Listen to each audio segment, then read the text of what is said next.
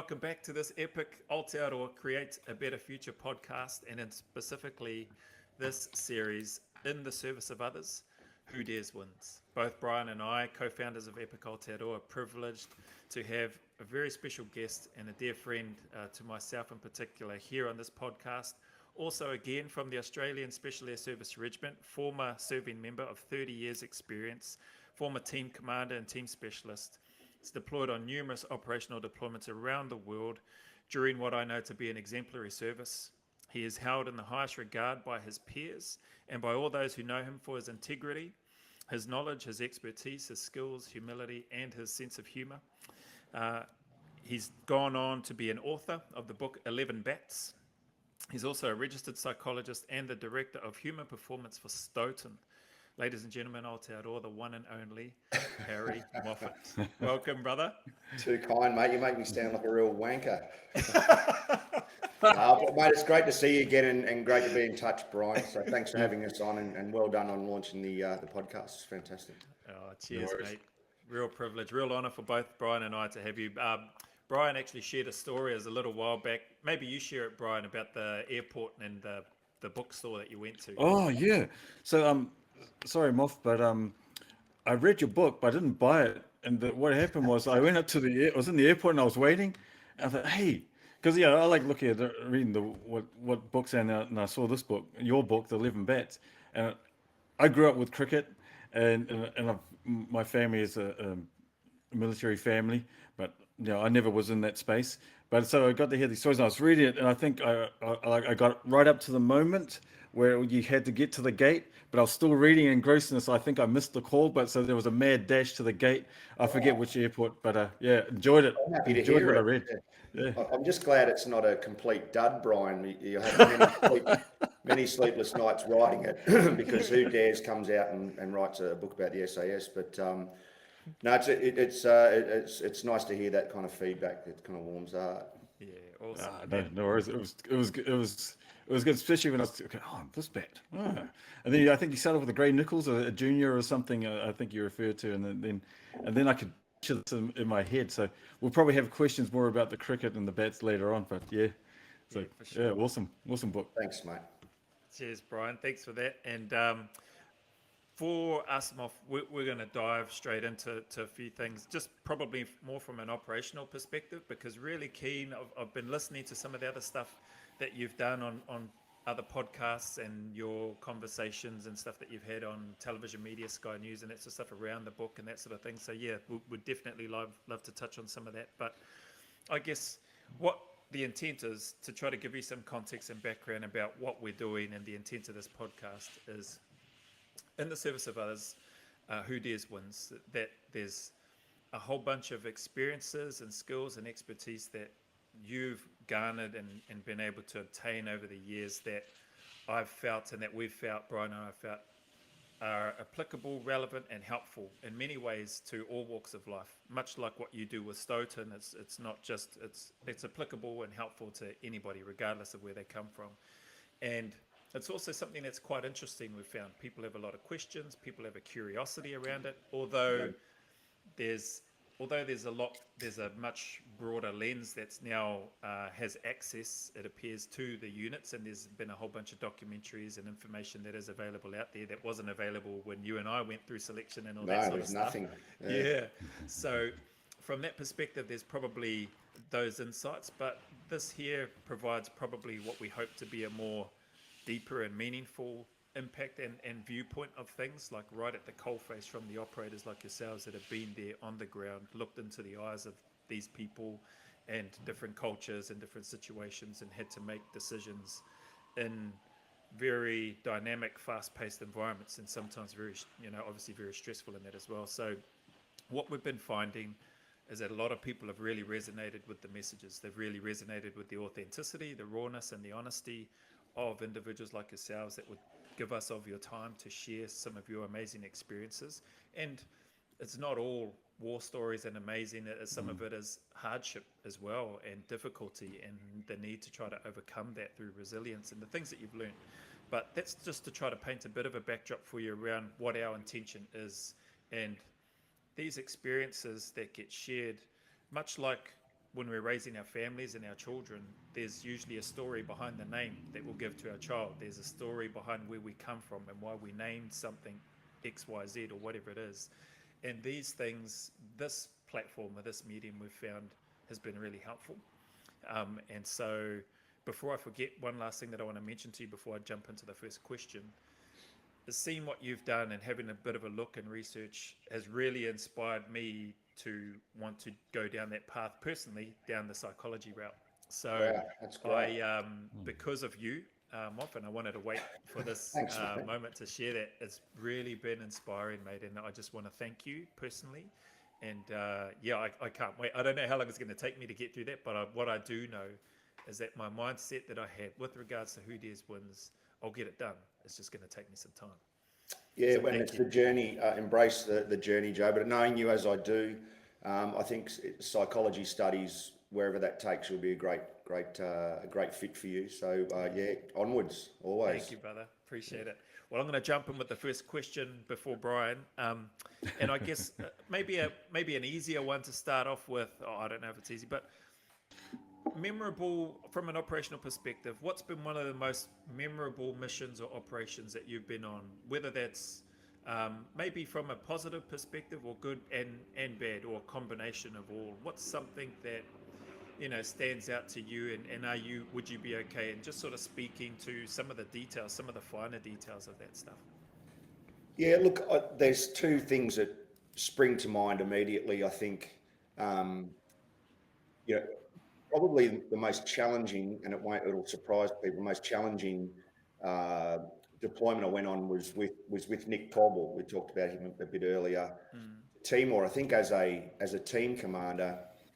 And it was one of the first, it was probably the first or second, probably the second trip I'd been away. You go away with this mindset that it's gunslinging. We were doing some close protection work as well, so it's quite martial in its intent. But I wasn't really prepared for the humanitarian crisis, the humanity of it. And I think it's one of the things I remember people who went to Rwanda and Somalia and places like that. That's something that challenged them. I always worried. I'm not worried. I've always reflected that we probably don't do enough of that awareness training or what to do. And it's pretty. There was a couple of times there where we were, 5 guys, thousands of internally displaced people. And remember, Timor's high anxiety country after what it's been through last century. So very, very challenging navigating not only the potential threat and being able to bring a kind of, as I said, a martial or military solution to that if required, but also being a diplomat, being a humanitarian aid giver. That was quite challenging. So I really reflect kindly on that trip. It was kind of a more of an adventure because it wasn't fighting per se. And the challenges. The other one, of course, is probably the highlight I talk about is parachuting ops in Afghanistan, night parachute ops, just leading a team, no one being hurt and acquitting the missions. In one case without firing a shot and getting it done. And I think that's the untold story sometimes in the narrative of the regiment at the moment. So they're two things I think I reflect on, I'm proud of, and just great teams. Whenever I talk about teams, I kind of had that mental model in my mind. Awesome, man. Thanks for that. Well, I just had a question there, Moff. When you're talking about Timor, I read an article. And it was you. I think were you doing close protection with the rebel leader? I forget his name, Renaud or something. Alfredo Renato. Renato, yes, yeah, and it was something that stood out interesting because he had one eye on you and you had one eye on him. Your pistol was close, his pistol was close because you're trying to break that. And I think is that when the bat came out, or is that the first time the bat was?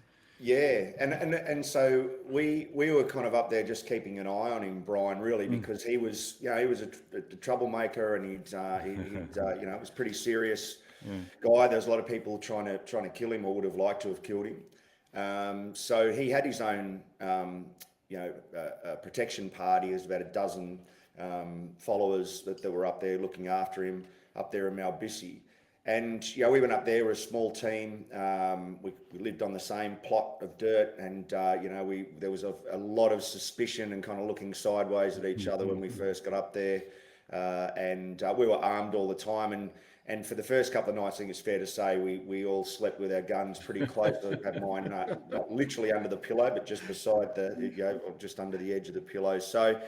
I kind of dramatised that a little bit, but it was like that. He was racked with paranoia, drinking a lot. It was a real pity. I found him, I found him to be a sophisticated, intelligent, charming man, with good humoured, and he wasn't the kind of rebel, guerrilla leader that they'd made him out to be, the bad guy. Although he had.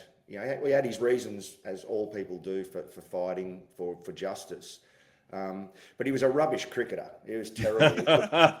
He couldn't hit it off the square, So shocking. So was he like you get him out for a duck or something? I don't think he hit it once, Joe. It wasn't. Well, it was an easy wicket, put it that way. We'd probably bowl. We bring Nick on because he was a wicket, But no, look, those games were actually, and I talk about it a lot in the book. They build a rapport, and I think, unlike other sports, I think cricket, because you can play with 2 or 10 people. Yeah. Everyone gets a bat, everyone gets a bowl, everyone gets a turn. And it's just it's good fun, and it's achievable by anyone, no matter whether you're Alfredo Renato, never touched a cricket bat or not. And we built a lot of rapport, not only with him but with the henchmen around him, and that allowed us, that facilitated a lot of intelligence gathering in terms of who was coming up and visiting, and played a couple of. I like to think of those games as kind of Hogan's Heroes-esque, Yeah, it was good. Yeah, I see nothing. I see nothing. So I take it all the smart ones then were moved to the slips, so you can assess their intelligence, and then all the ones on the outfield, hand-eye coordination. I used to hide in the slips, Brian. That was my position. Just hide there, don't have to run anywhere. No, you don't have to run. No, none of this running business. No, shocking. That's awesome, man. That's great. I loved how you touched on a couple of things there, Moff, and I'm wondering if you wouldn't mind speaking a little bit more to it about the humanity, being a little bit unprepared for the humanity side of it, because that's an interesting point when you mentioned that.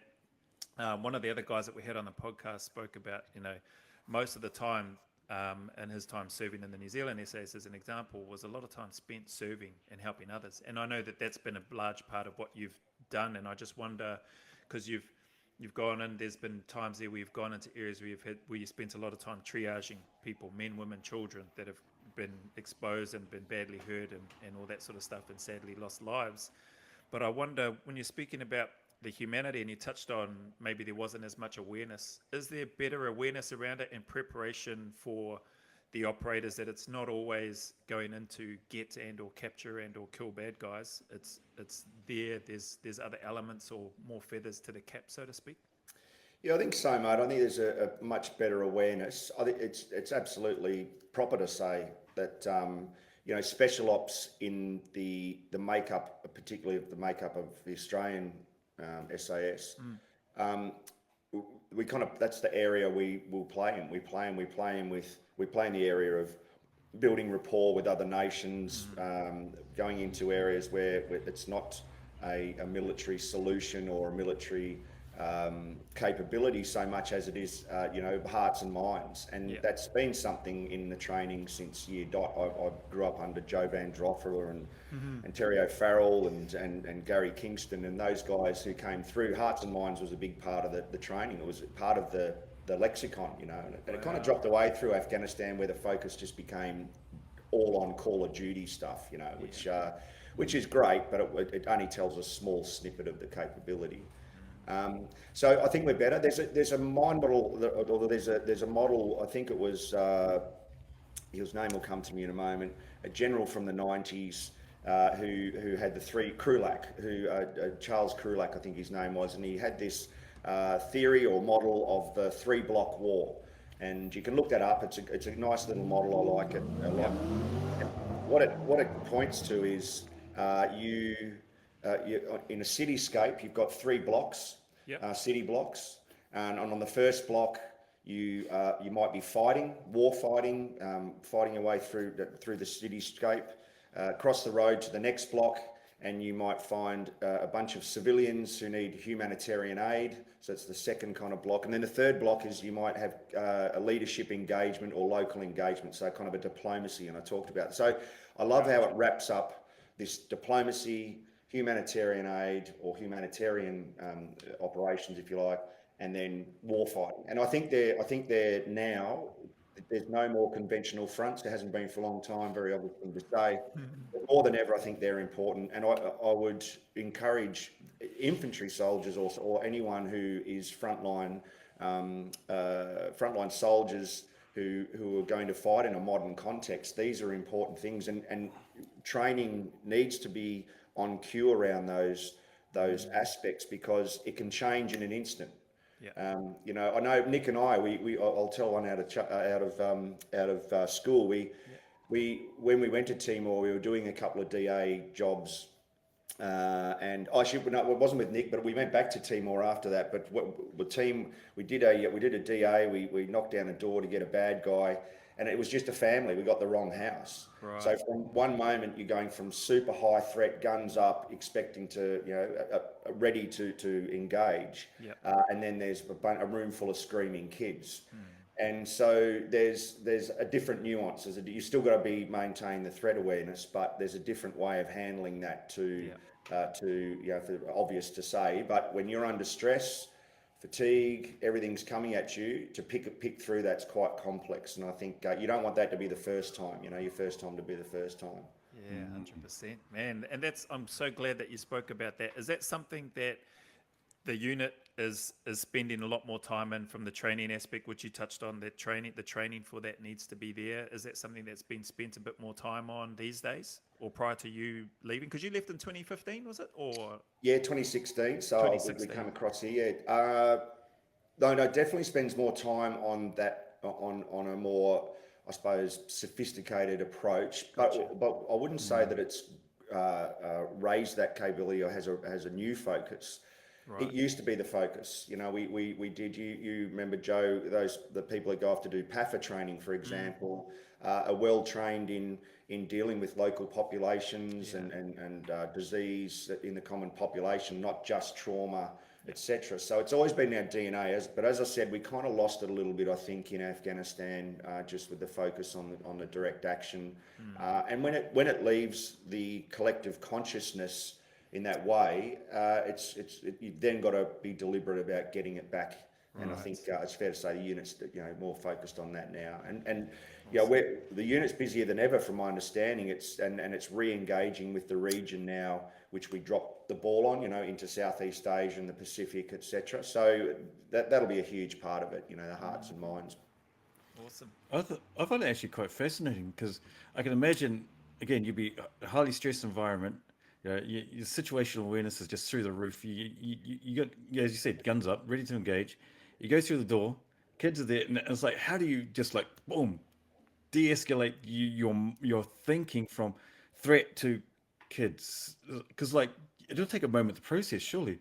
It's challenging, and particularly if you just assume. I remember I've gone into many rooms where there's been civilians.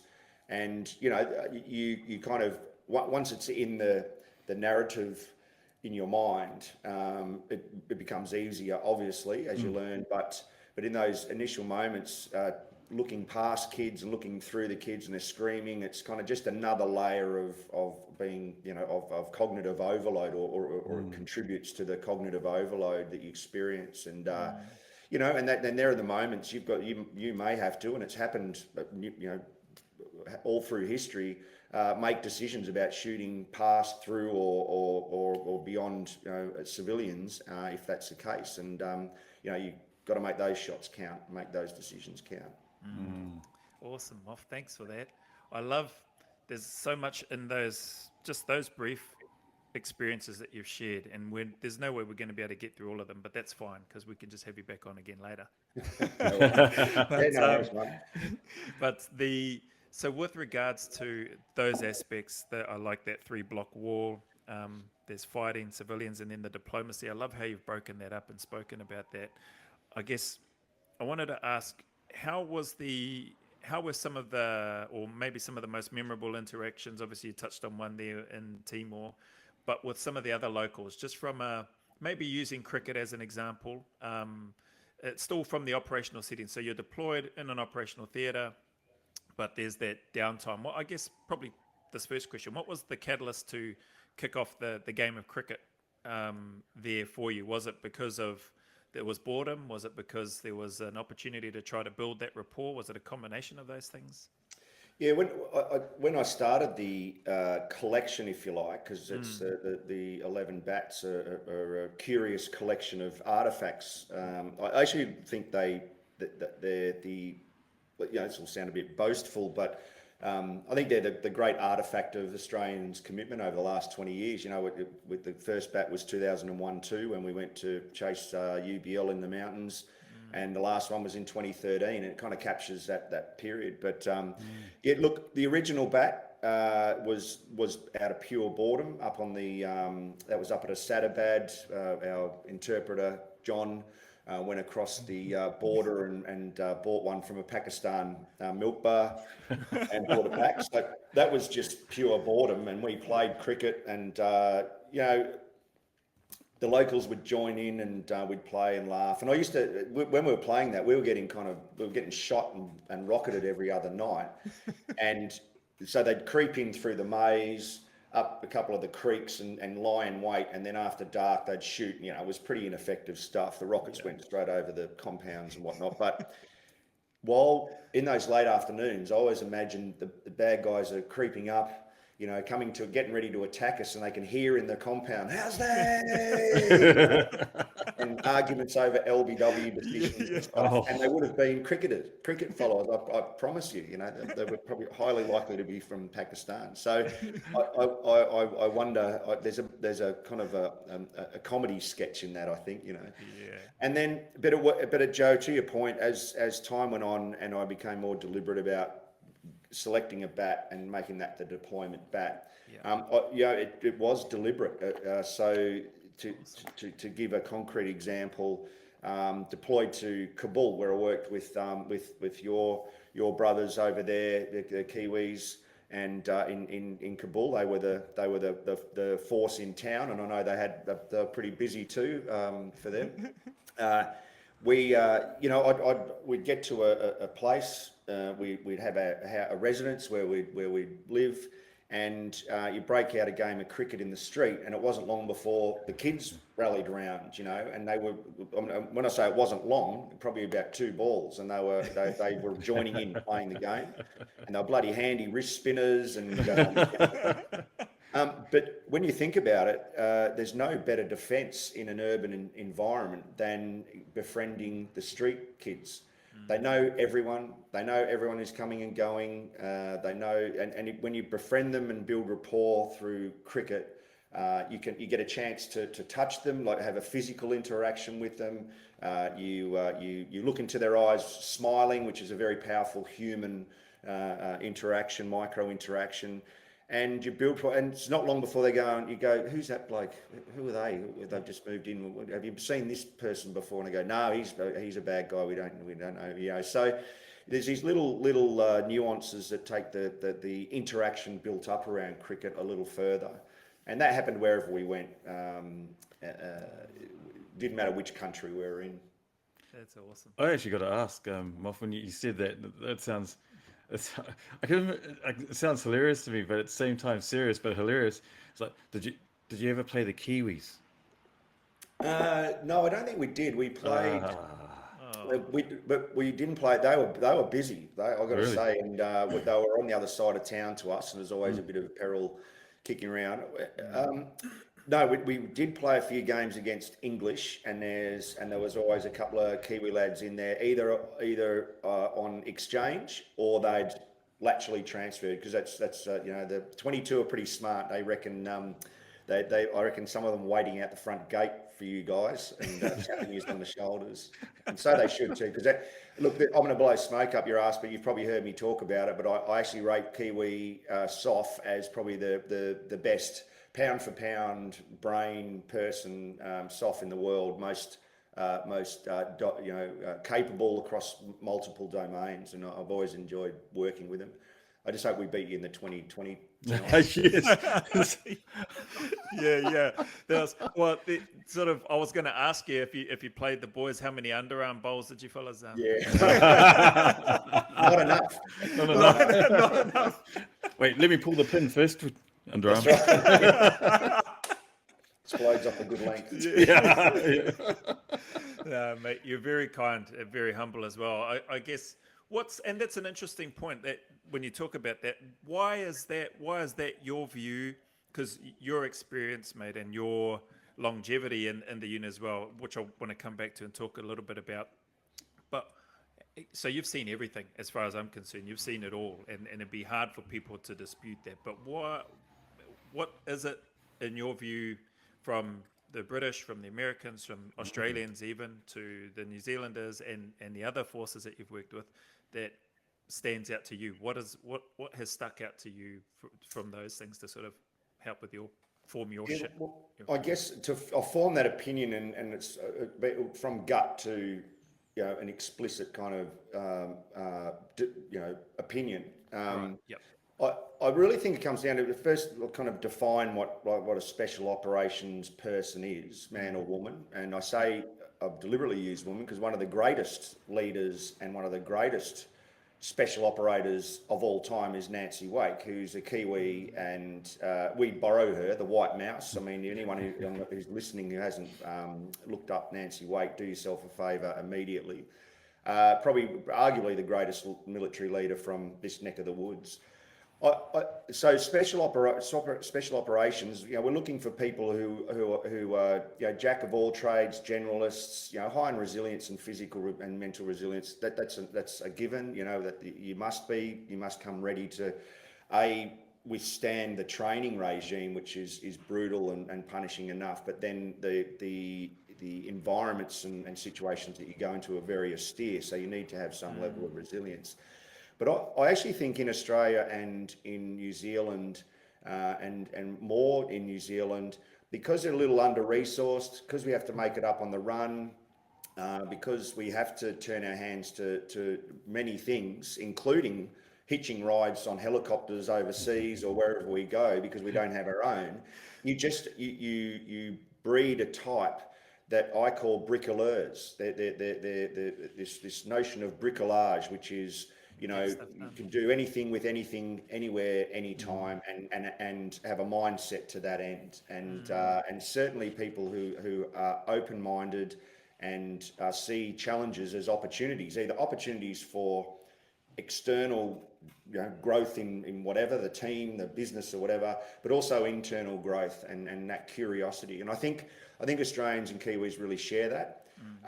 The extra layer in Kiwis, I know that the Kiwis, New Zealand's not full of all just top bloke and top chicks, but there's a humbleness in the Kiwi psyche that I think kind of shines through above Australian, UK, US and Canadian operators. I'm not saying they're bad people and you are good, but it's just a certain way about the Kiwi approach to people in life that really resonates with me, and I know that it does with everyone that comes across. So again, blowing smoke up your ass, but that's from the heart. So as I said, I think it's a reasonably qualified opinion. Wow, that actually reminds me of a podcast, Joe, you did recently with Dion Jensen. And he talked about working with the Australians and from a Kiwi perspective. And I think Dion was infantry, wasn't he? He was infantry bloke. So, and he talked about working with the Australians, and he said, well, the Kiwis are the ones that will rock up their half cut and they'll get the job done. But the Australians have that mindset of, we want to win everything. And they go, and if they didn't win it, how do we not win it? And then you combine the two together, it's super powerful, because the Australians want to win everything. The Kiwis will get things done, combine it together, boom. It's like, so I guess, because when I looked at my relatively immediate family history, one of my uncles on my mum's side served with whiskey company, but attached to the Anzac battalion, I think in Vietnam. So, working together then, I'm wondering, have you ever not so much cross train, but cross work together in operations? And did that just work seamlessly? Is it something that you just enjoy doing, or? Oh, always. Yeah, we've done combined operations Yeah. with Kiwis on vehicle patrols back in Afghanistan, early Afghanistan. They're normally complementary in special ops. So you will have a target in an area, and then the Kiwis are working in another area, and then the communications are such that these bad guys and communications lines and networks run through. So for example, the US are up on the border in late Afghanistan, and the Brits are down in Helmand Province, and we were kind of tracking the movements between them as part of our role. So they're all complementary.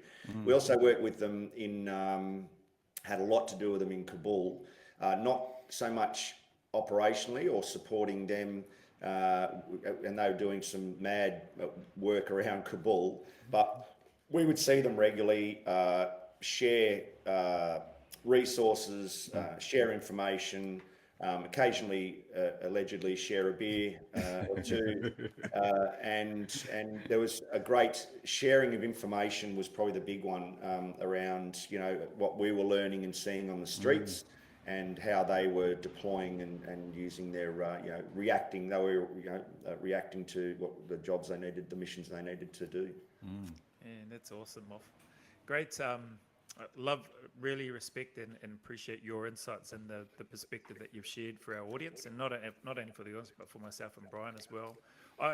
I'm interested to jump back because I first met you, I don't remember the exact, maybe 2001, something like that, maybe 2002, but you had already served in the unit, and then you left, and then for however long, and then you've come back. Can you talk us through, so you joined the unit originally when did you join the unit?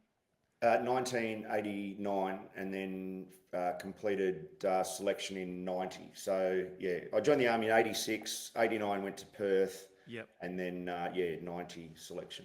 90 selection. And so when, if you don't mind me asking, why did you, because you were there for a while and then you had left, from my understanding, you were back for parts of our cycle that you were doing, and then you went on to the squadron while the rest of us carried on with our cycle. Why did you leave and then come back? Yeah, I burnt out.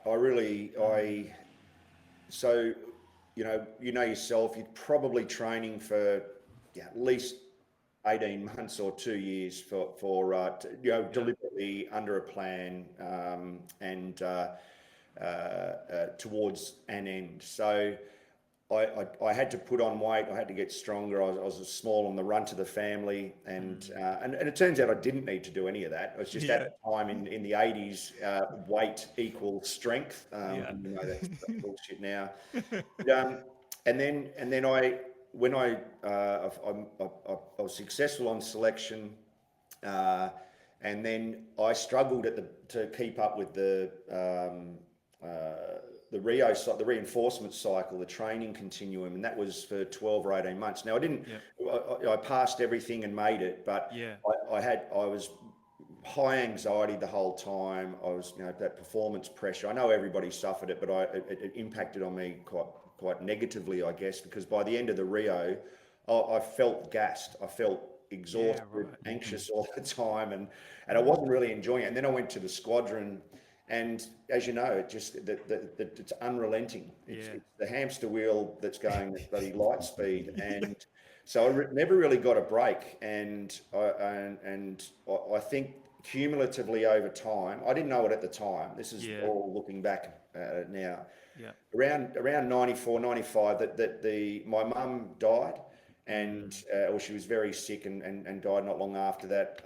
Had my first child, Georgia, and I think those two events in unison, in particular, just kind of I thought I've got to get out of this. And so in the late 90s, I took 4 or 5 years out. Ended up in England with my wife, which was fantastic. And it was funny, I got to England and I took this kind of little job as the PTI, or the physical training guy at a local constabulary for police training house. And on the first day, a South African walked in and said, "Well, you Harry Moffitt?" And I said, "Yeah." He goes, "I've been reading your resume. you're not working here anymore. You're working down the range. So, and I felt relieved. I felt I recouped and everything. And then in 2000, with a bit of work with the police that kind of motivated me and inspired. I had a few discussions with some people in the unit, and and they said, if you want, there's a position if you want to come back. So Awesome. that was when I met you, Joe. I got back around 2000, and then we picked up the end of 2001, I think. Yeah. Awesome, man. And it was such great times. I have such good memories of you. You sort of you brought in was it the kangaroo court stuff? With kangaroo courts and fines. Fines. Yeah. So you brought that in, and that was my first exposure to that. And man, it's just you brought this real calming, mature presence to a group of pretty young. I know for myself, I was still very young at the time. Group of people that were just keen and hungry to get in there and work and serve. And by having you there, it was just very sort of reassuring to a degree for me as a young fella coming into there, seeing you, and then but also learning some of the quirks. And I was like, kangaroo court, what the hell is that? Fine, what am I getting fined for? Like, what the? And so everybody was on edge, on their toes, like sort of, I don't want to get fined. Is Moff around? Where's Moff? Yeah, that's right. Yeah, I don't want to get fined. Well, that's interesting, because I talk about it now with teams. Novelty is such a great way to just to almost at will break the tension at any moment, and if you use the fine system right, even in the most tense of situations, you can break that. It's a good way to have courageous conversations with people about their performance in a safe environment, and I think that I've always been big on morale being the most important capability for any unit. 100%. Yeah, that certainly came through for me. Sorry, B. Yeah, no, I was just thinking about that, because we were talking at Nick's podcast interview yesterday. Actually, again, before we started, Moff, Nick did task me to remind you that he was the first podcast and you are the second. So That's right. yes. So my ROE is to keep reminding you. Right, as I said to you earlier, Brian, he's a cheap first wicket. He's a cheap first wicket. There's night watchman. There you go. That's what we were waiting for, the rebuttal. The rebuttal. There you go. Joe warned me. Yes. But it's interesting, because you talk about this and working with teams and the whole novelty thing. And one of the things that I've been talking to Joe with over the last couple of years or so is just touching on this idea of teams, and particularly in the corporate space, they throw, and I'm generalizing here, but they throw people together and expect people to be high performing teams, and they put them under work pressure, and it never, very rarely does that. And they talk about things like trust, and they use all the buzzwords, but it never actually happens. It's interesting when you talk about morale and these novelty things. So what would be some of the things that you've experienced or you've seen that really helps build up the morale in a really good performing team, or keeps it at that level? Yeah, so the first thing I say is you don't parachute in and turn a team into a high-performing team or a close-knit team over in a week or a day, and certainly not over a workshop. So what we do with a few of the corporates with now, and I'm kind of still finding this out. What is the transference from so-called high-performing environments, and how can we take that across and to a corporate setting, or even in other service settings like hospitals and police. But I think if you're coming into a team and you've got a mind to build a team as a commander or whoever's in charge, you need to have a plan, a bit like a football club, if I can use that analogy, or a cricket team. You've got to manage your list, look at your lists, see who you need to cut. See where you need to buy in, and remember what we're talking about here is the privilege of being able to build a high performing team, not just an average team. We always talk about everybody can be high performance, yes, in one conversation, but the conversations I want to have are more around how do we build the best teams in that field, the best in class teams. So list management, understanding your list, and then having a runway to almost a premiership window, if you will. So you're not going to build. That's going to take a year or two of investment, And if you've got, for example, a hedge fund and you want to build the best investment team on Collins Street, You know, that's the kind of deliberate practice you need to have, and then give them the chance to grow and resource them and get around them coaching and support and the communication structures, you know, build that out. So it's a very, very deliberate process, I think, high performance teams. It's quite a different conversation to what I hear out there, where we're going to build trust by this, we're going to have communications by that. Of course, those things are critical, but they come over time. And communication, humans communicating, we don't even know how we do it. We still can't work out what language is. We can't work out how we think. We've got no idea, you know, how we even make our bloody finger move up and down at will. But so communication, what we do know is if you practice it, you get bloody good at it. And so that, you know, building a deliberate approach to a communication model, because it's informal, it's formal, it's emails, it's WhatsApp groups, it's a whole bunch of things. Being deliberate about that and being disciplined enough to practice that all the time. And that's when teams understand how they communicate or have a framework, and then practice and have the discipline to practice against that, they become excellent. And when they become excellent communicators, they build lots of trust. And trust, I'm in danger of dribbling a bit of shit here, but I often talk about trust is you know, anyone who's into biology will know that, you know, the kind of cytoplasm of a cell is what provides the nutrition for all of the component parts of a cell to be healthy and all the rest of it. You know, I kind of call it the psychoplasm of a team is the trust. You know, when there's high trust, there's high flourishing, and that's how I think about it.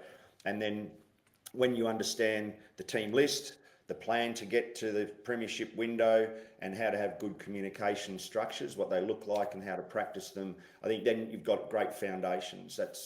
That's it in a snapshot. It's very complex, but building teams is not easy. You know, NASA, who I think are about the most high performing team on the planet, the astronaut teams, they're at in Houston and other places. They spend tens and hundreds of millions of dollars on how they select their people, and then how they manage them, and how they smash them together. Yeah, that's awesome. That is awesome, because the space in which I work in is, and I said this to Nick yesterday, is off camera, I think, is working with organizations to talk about this thing called agility or agile and way of working. And it's about breaking things down into small chunks, small teams, and which encourages the teams to be more trusting, more human-like. And yet I still struggle with this idea. You go in and you say, oh, okay, we're small teams, be a team, you'll be all good. And they run them through the same process, the same type of work. It's just done in a different way. And yet we still expect them to be, you're going to be high performing in this short period of time. And I've very rarely seen it. I've very rarely struck it. So this is amazing. I think it is.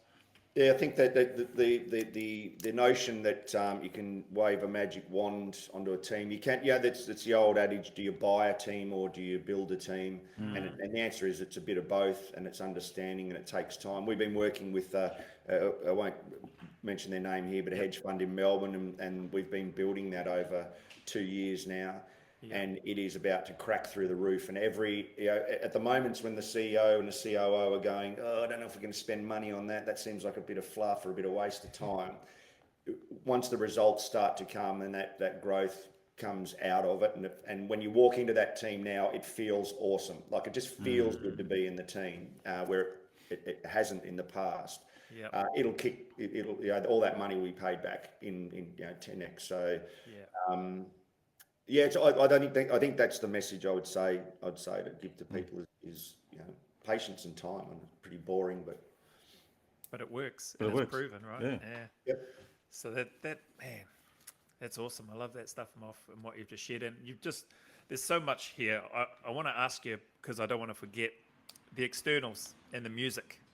Where did your love of music come from? How did that come about? And what drove you to create the world's first ever Spec Ops heavy metal band?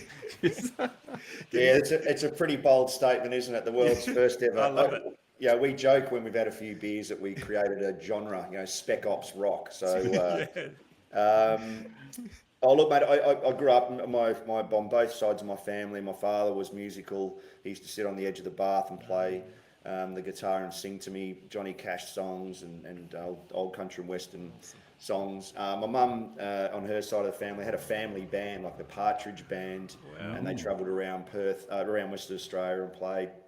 So it's always been there. I've always had a great passion. I think like everybody, music's a super important part for all of us. It's a therapy, it's a tonic, it's a lovely distraction, and a novelty as well. It just takes you out of the moment.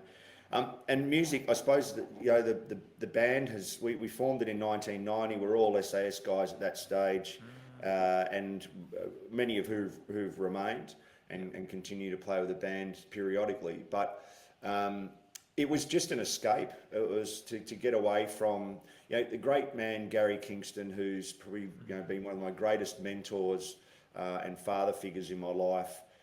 Used to say, he used to mention kind of get away from the unit, get away from everything, get away from this. It'd be in his kind of in his narrative, and that was what the externals were for us. One thing I love about music, and I found the same thing with surfing, you can bring flow on at will. When you're playing a guitar and you're playing with a band, so you're accountable in the moment. You've got a common theme and bond between you, which is the music and the beat and the song. That's pure flow, or what I would describe. So, just by picking up guitar and playing a song, I think,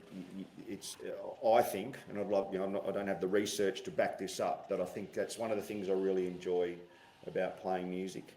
And now it's just a real thrill to be able to play and muck around, even at our age. We're a bit older now, but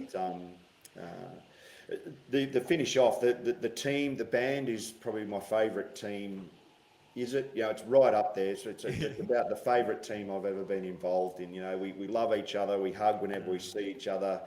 There's a couple of dozen people who've played with us over the time. We all get along famously, and there's a real family thing about playing in a band that I probably haven't experienced even in the regiment. You're kind of changing in and out of teams sometimes, and there's a fair bit of ego in special ops. It's fair to say, highly professional. Whereas in the band, we're a bit more laid back. It's always around a beer and a laugh. Do you have a favorite guitar? My Epiphone by a mile. I've got a little Epiphone. It's a little Black Junior, I think it's called. It's a lot of people look at it and go, it's not very elaborate or expensive guitar, but it's super light. Yep. And it just plays in any amp, anywhere. You get a Gretsch or a JP or something, an SG or something. They kind of sound good with certain amps and setup, and there's pedals everywhere. The old Dan Electro, I could throw that in the back of a Mog and do 2,000 Ks in the back and pull it out and it'll go. It's still tuned. That's awesome. Like a mini my, what do they call them? The mini my 5.56 machine guns. It's like only a small caliber, but a high rate of sustained, accurate fire. That's what they call. There you go. It's hearty too, and awesome. I love those points that you've talked about, Moff. And there's a heck of a lot when you speak about the music. Obviously, is a part of you, the teamwork, the stuff that you're able to do now. I just want to ask again before I forget. When did you start your journey in studying in psychology? Was it while you were in, or once you got out? Yeah, no, I studied. I was only talking about this yesterday. I started studying in 2005 as a bit of for nothing more than I kind of dropped out of uni to join. I just wanted to be a soldier. I didn't want to go anywhere else. Just wanted to be an infantry soldier. And I kind of dropped out of uni. I didn't go to uni, but I was going through the process of enrolling and all the rest of it, and then left in March. Yep. So it was a bit of unfinished business, and I felt around 2005 I was ready. Family was sorted pretty much, and I thought I had enough capacity to take it on. So that was it, and I studied my first unit was I finished my first unit in Baghdad in 2005, which was I think intro to psychology or whatever it was. But I've always been interested in it, Joe. It's just something I think it's the most interesting of all subjects, and so that was it. And I just chipped away. Finished my bachelor by 2012, so it was about 7 years. Was fortunate enough to get onto an honours program and finish my honours in 2015. And then when I left the unit, a master's in psychology is full-time, face-to-face, because you've got to do placement times and clinical times, clinical time and all the rest of it. Right. So that's when I came to Melbourne, took a kind of semi-part-time role in a recruitment unit, and finished it there, and then registered. So, but it wasn't. I didn't really take it super seriously until after 2008. After I was wounded in WIA in Afghanistan, sent back to Australia, and that's when I was in danger of losing my leg. And that's when I thought, fuck, I've got to do something here. I can't. If I lose a leg, I'll lose a job and a livelihood. Who's going to, hire a washed-up gunslinger with one leg?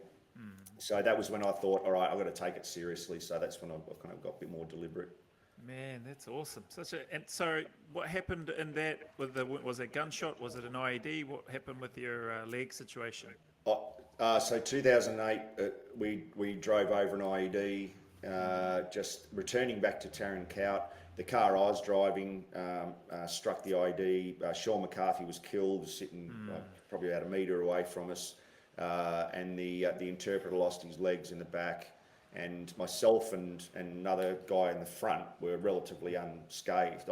We broke a few bones and got a bit of shrapnel, and I got through the back of my legs, but it wasn't, I could have stayed in country for all intents and purposes, but got a bad infection, got a staph infection, and so they sent us home, and nothing was working initially. The doctor came in one night and said, nothing seems to be working, the antibiotics, we might need to take him off. And by that stage, it had got into my guts. So it was pretty hairy kind of period and stressful for the family. But thankfully, it all worked out. Oh, that's good to hear that it worked out.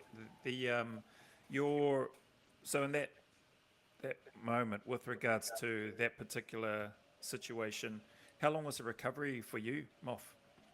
Yeah, it was a good year before I was back. Had a lot of atrophy. I remember, when I first came home, I was in bed for a good month or so, and in a dark room with a PIC line in IV line and everything, and going through some dark kind of thoughts. I had a lot of survivor guilt, had a lot of shame, and about leaving the battlefield. Because it was I kind of jokingly talk about being out first ball. It was only like day 6 of a 6-month deployment, and also felt guilty because Sean died and I was driving the car. So there was a lot of that going on. So that took, the mental recovery probably took a lot longer than the physical, but I found solace in the physical rehab. That I found I became stronger mentally. And it's an obvious thing to say, but it's I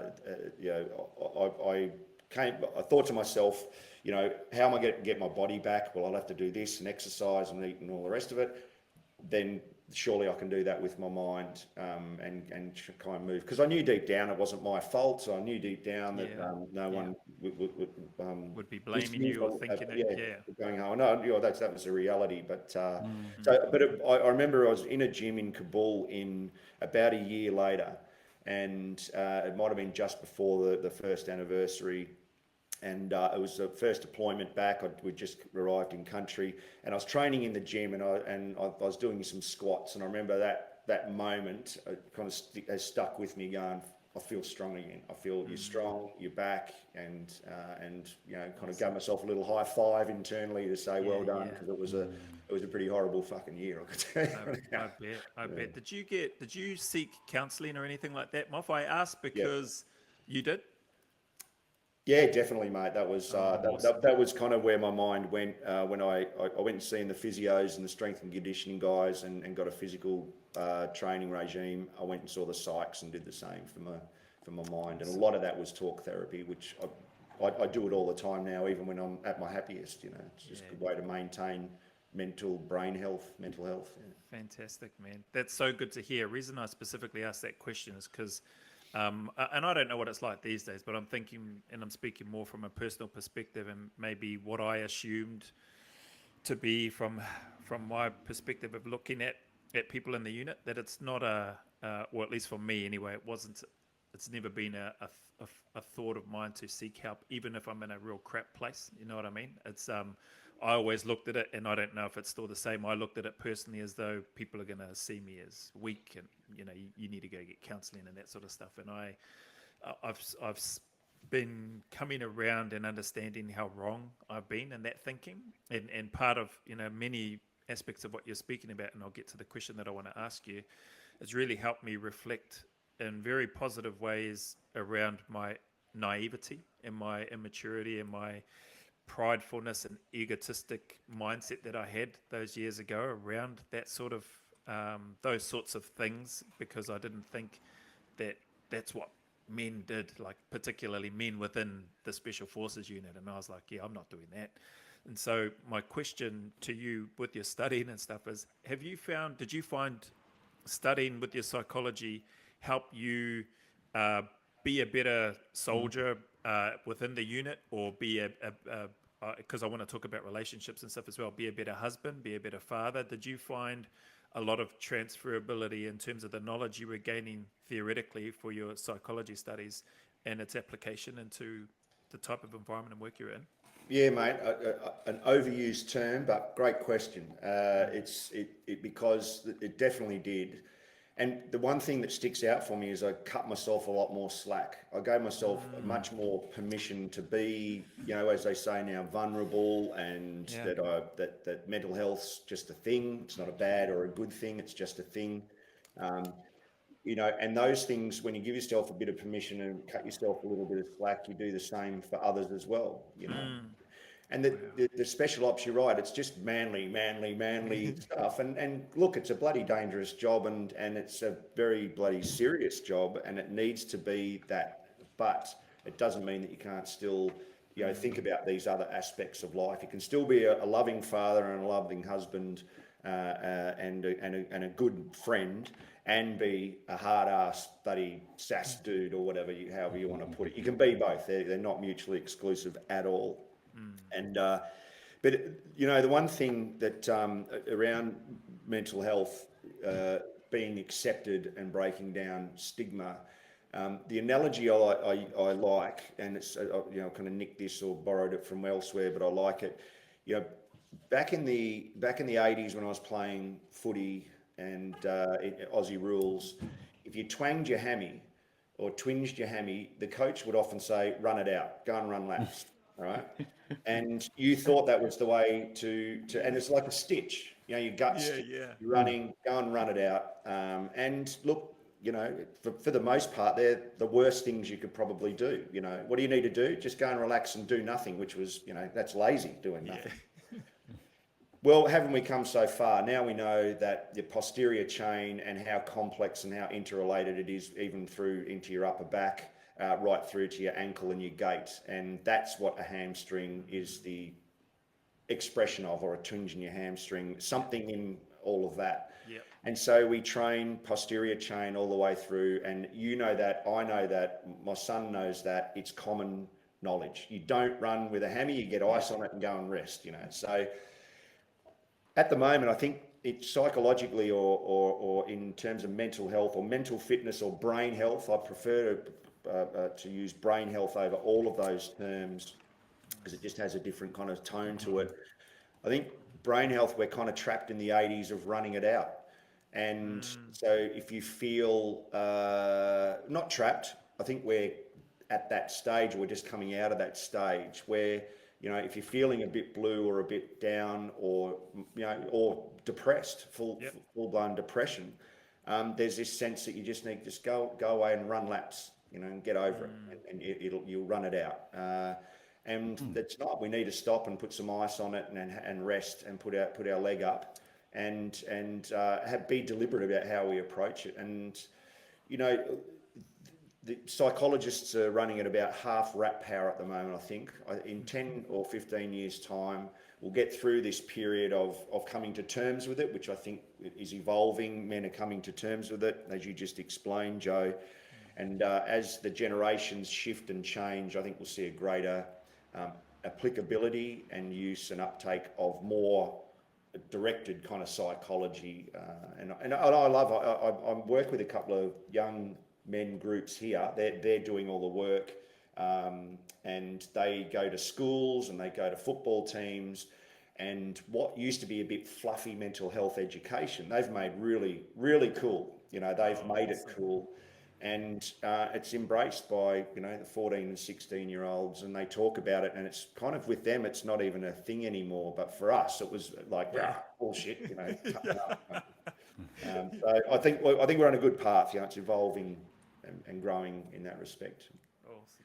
Do you see that becoming more so prevalent in the regiment? Do you see that, like I love how you describe it. Brain health sounds a lot more positive in the terms of, it's actually probably more embracing than with mental health. It's still attached with that stigma of the just run it off or get over it. Yeah. But do you see that now happening within the regiment, the attention being paid more so, or has that already been there? Oh, it's been there a while. So there's a couple of things with special operations populations, or you'll find a higher level of resilience generally anyway, and there's been some great studies into that. So we don't see the expression of mental health in the same quanta, if you like. But that's not to say that people don't suffer it. So don't take that the wrong way. I think one thing we do a lot better, we certainly have better engagement with psychologists, and people are more aware of it, as in any environment. I think we have a luxury also of being in the same unit for a long time, so you build strong relationships, and they kind of, everybody's got each other back in that way. But one thing we do differently, and this is where I think I'm really interested in it. We're really at the start of the runway on mental skills and cognitive skills training. And what does that mean? It's kind of this concept of the gym for the mind gym, or cognitive fitness. What will happen now is when a young Harry Moffitt comes to the unit, they'll do their training and induction kind of period, and the unit starts unpacking what cognitive skills and mental skills are. And some of those are really obvious. We all use them. It's just about describing them, understanding how they function, mostly at a biological level, and how that impacts your thinking, and then how you build frameworks around that to make good decisions under stress and all that type of stuff. I could go on all day about that cognitive skills part. But the point I want to make there is that just through that performance-based psychology, I guess, or that performance approach to psychology, you build resilience and a foundation around mental health. And that conversation comes from a manly place for those who need to still feel in charge and whatnot. And so I think it's a lot better that the preparation and maintenance of how people think and feel, that plays into how they recover from how they think and feel if they hit hard times. Awesome, man. There's a lot in that, and you could go on all day. There's whole theses written on it, but I think that in the future we'll be building mental muscle a lot more efficiently and a lot more effectively. Yeah. Actually, go, Brian. Yeah, actually, that makes a lot of sense, because I remember like a long time ago when my favorite sport, believe it or not, as a Kiwi, is basketball, not rugby. But rugby's right up there, though. It's right up there, right? And I first started coaching teams, and I had no idea. I thought that the way you coached it was, you do your practice and all that sort of stuff, but then on the game day, you get everyone go, "Arr!" And then they all run out and they go, and they maintain it. And then I quickly realized that you do that rah thing and it lasts for about 30 seconds until they get on the court and it's all gone. And then once the performance begins, it's how do you react under that pressure of the performance? Because now it all changes. Because it's like you have a plan, but the plan has just gone custard because the other team just happens to be better or what have you. And it took me a long time to realize that is you need to practice for those situations. You need to have a plan in place, because if you build a model here, then if something happens, you can draw on it. And so I guess where I was going to go a little bit with that is that part of the reasoning around the skills training, the physical skills training you do in the regiment, is to build those models in your head. So if it does happen, you can do double tap on the paintball gun that Joe did with his mate. Is it Donk? Joe, you got? One of the guys, obviously, Nick spoke about an activity on the cycle where they put paint rounds in our M4s and you had to line up against your mates and clip them. And Nick won in his group and I won in my group. But the main part of where he was going with that is he remembers me jumping in the air and clicking my heels together, celebrating because I won. And so you started with all these people in your group and it dwindled down so there was the last two. And I didn't realize until after he had won his group and then I'd won my group. But he just celebrated like a more manly, cool way. I was like, yes. Yeah. Did you go against each other? No, they didn't put us against each other in the end. I reckon I would have got him though. But yeah, so and he remembers he said it looked like something out of The Sound of Music, me jumping in the air. So that's as it is soon about. But anyway, back to your question, Brian, of what you were asking. Yeah, so the training then, so those sort of things that Joe's talking about, and just constantly refining and training, is that to build those models? So when, like you're saying, you go into a house in Timor, and it's the wrong house, and then you can disengage or what have you, or you think through your models. Is that how you would see it or describe it? Yeah, definitely. Yeah. I mean, people would be a little underwhelmed at what the basic cognitive skills and mental skills are for building, good that underpins good decision making. And those are, talk about the use of acronyms in the military. The two that I lent on all the time were SMEAC, SMEAC, which is situation, mission, execution, admin, and command and control or communication, whichever one you look at it. And the other one was OODA-loop. That's from a pilot in Vietnam from memory, and that's observe, orientate, decide, act. And they're very simple things, but when if you're walking through the valley in Afghanistan, and I personally have never been in an environment where I've seen where the enemy shot from or saw the enemy first before they started firing. You never see them, in my experience. But there's a fair bit of panic straight up. Your body, it doesn't matter how tough you are or how cool you are or whatever, your heart rate goes up, your heart rate variability goes down, your eyes focus, your attention becomes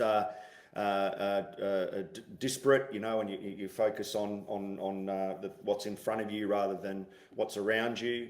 And so you need to make some deliberate decisions about how you react to that. And so if you're in command if I'm in an individual position, it's get to an observation position, orientate, where's north, just check in, where are the people on the ground, all right, decide what are we going to do, and then act. So that those things just kind of bring you back to a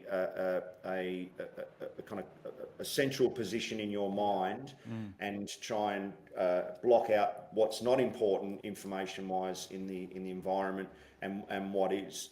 On a larger scale, the SMEAC, the SMEAC, is for something where you might be under the pump. You need to make some quick battle decisions about an assault or about a major set piece on a battlefield, and that just gives you an opportunity to maybe even grab out a pen and paper and write something down. Just gives you an immediate structure from that's familiar to work to.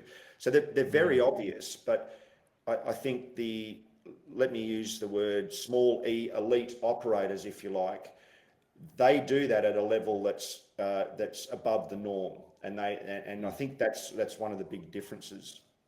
When you rehearse and practice those things all the time, and it's referred to as being brilliant at the basics or brilliant at the boring stuff, that's the difference. You know, what makes an SAS operator? I get the question all the time. What makes an operator special? They do the same thing, rehearse, practice, and plan over and over and over again until they're, almost punishing themselves. What makes an elite astronaut, or what makes an astronaut? It's inherent in the term, they're elite. They are absolutely process driven.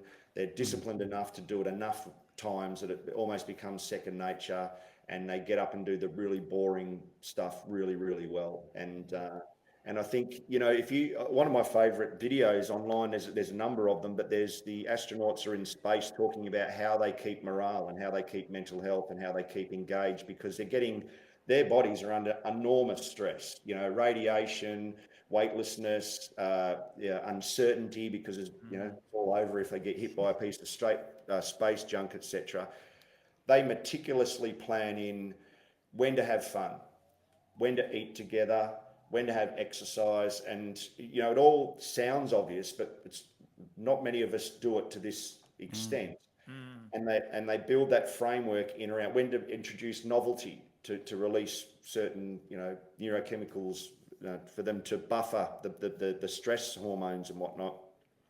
And they have it timed down to the nth, and it's kind of based on each individual as well. So I think everyone's looking for the magic kind of magic fairy dust of performance, but really when you pick it apart, it comes down to, same as we were talking about the corporates before, it comes down to how deliberate you are and how disciplined you are about doing it. And that's the key. That's the difference, I think, between people who do operate at that level and, dare I say it, civilians like me. Man, great points. I love how you mention here and in some of the other interviews that do the boring stuff really, really well, because and it's true. People, I guess, have this romantic vision of special forces, but if they only knew, a lot of the time you're sitting wet, cold, hungry, observing targets, observing what's happening, reporting and gathering intelligence and feeding that back, or you're hot, sweating, dehydrated, exhausted, the opposite spectrum. Right. What's the secret, Joe? It sucks. That's what the secret is. 100%. So I just love the way you framed that and articulated it. It's so true. Are there some times where that heart rate instantly elevates and all that sort of stuff, and the things around OODA loop and SMEAC come into play? Yeah, 100%. But man, I just really like the way that you framed that, and that just sort of ties in what I haven't asked you yet. What I've always wanted to ask you is, why did Harry Moffitt want to and choose to join the SAS in the first place? I grew up playing soldiers around I was a Navy brat. My father was in the Navy, Mum was a nurse. We travelled and moved home a lot, and played a lot of street cricket. That was a great way to introduce yourself to the neighbourhood. But we played a lot of armies as well, so it sounds kind of frivolous or flippant to say, but I felt I was pretty good at it, So there was this kind of thing. We all did it, but it was something that was in me, and I enjoyed, and I thought, and I had wonder and curiosity around it. And I know the origin moment for me where it kind of became real and concrete, and that was in 1980, Princess Gate. It inspired a lot of people, inspired a whole generation, and I was one of them. There was the images splashed across the front of the Herald Sun and television, black and white telly, the little box up in the corner of the black and white telly on the tea chest in our house. I saw those and I had no idea what it was. It was just black clad dudes blowing things up with ropes. And when you go back and look at that footage now, it's a debacle. They're bloody tied up in ropes, they're almost falling over. There's guns up there, they're blazing at each other. This guy can't get the bang on and fucking it falls off the door. It was but you win ugly in those situations. But but that really inspired me, Joe, and that welded onto my brain, and I wondered, do I have what it takes, And then a couple of other things happened along the way where that just kind of gathered so much momentum that I had the confidence, because it takes a bit of front just to turn up to that. you've got to be a bit about yourself to just even turn up for the 150 in Perth, you know. So so that was it for me. But I will say that one thing, it just kind of ties into the book. When it set about for me a whole chain of reading. I've become, I wouldn't say I'm voracious. I try to read an hour or so every day if I can. I'm looking at your bookcase behind you.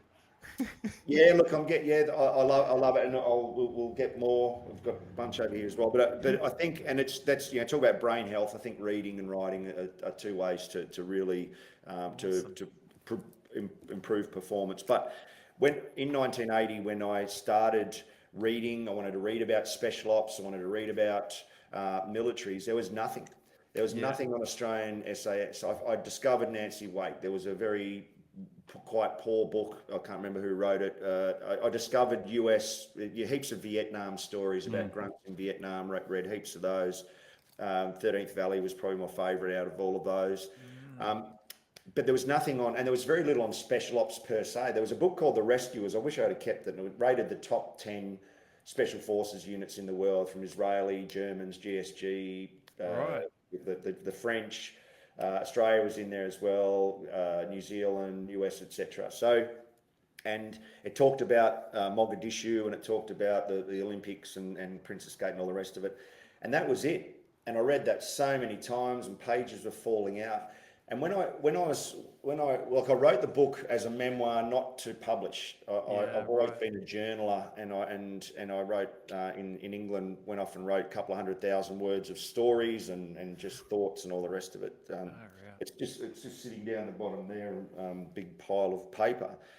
And then when someone come to me and said, "Oh, are you interested in writing a book about the cricket bats?" That was when the kind of book was born. But I was inspired because I thought, when I came through, there was nothing to say, this is how you might prepare, or this is the mindset that you need to have, or inspire those thoughts at least. And so I thought, fuck it, I'm going to write it, and I'm going to write it hopefully for an young infantry soldier who's in 1 RAR. He's just joined it, he's loving it, and he's thinking, well, I wonder what it'd be like to be in the SAS. And I notwithstanding the publisher kind of pushing back and saying, we don't want that story, we want this story, and a little bit of that kind of stuff. I hope it kind of captures that, and I hope that, if it inspires or helps just one Harry Moffitt, coming through now, it was entirely worth the punishment that it was to get it out. 100%, man. How long did that take to from once the decision to, okay, we're going to do this book, to getting it published? How long was that process, Moff? Well, we planned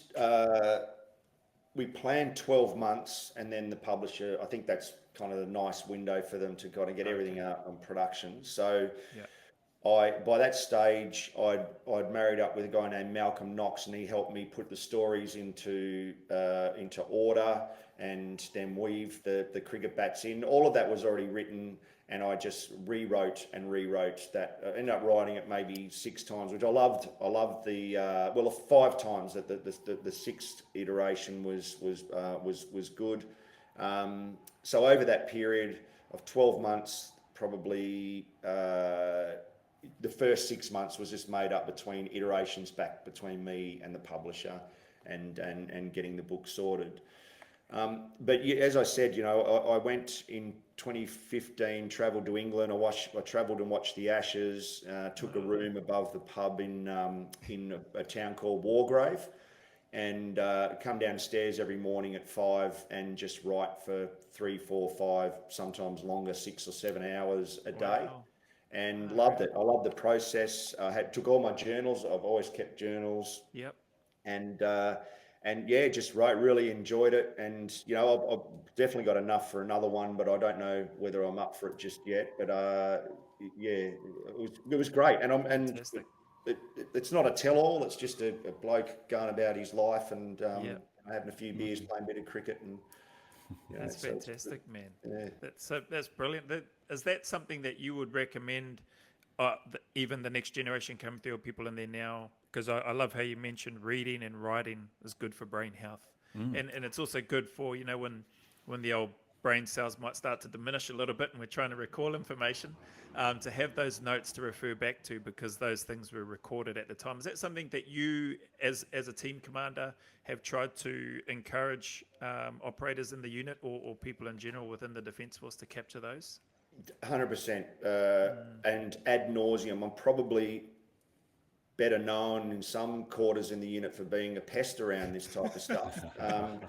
Set up an education program inside the unit, which is going gangbusters. Awesome. The young fellas have taken the charge on that explicitly for that, because I think we squander a little bit.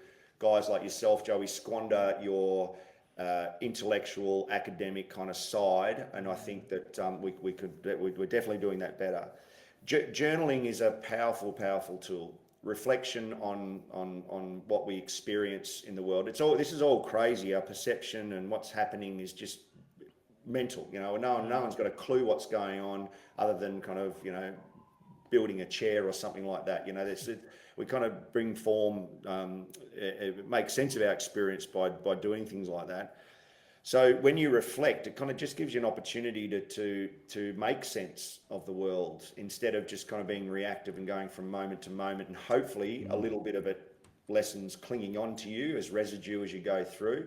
But I think through journaling, talking to psychologists, not even psychologists, to mentors and counsellors, just about yourself and about what's happening for you, that's the fastest way to self-awareness and situational awareness.